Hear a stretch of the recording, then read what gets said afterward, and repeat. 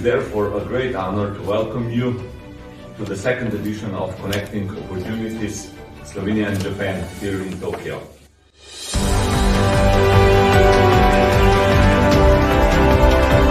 I think that Slovenia has a lot to provide.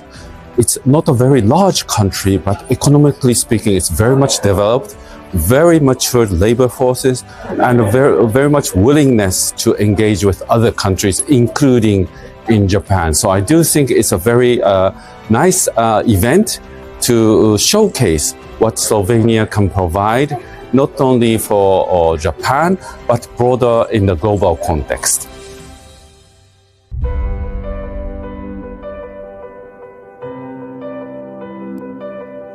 We are so delighted to join this forum as a public institution of Japan to further promote the two countries' collaboration together with seed banks in your esteemed country. So I truly believe that this forum serves as a sound ground for such partnership and collaboration between Slovenia and Japan.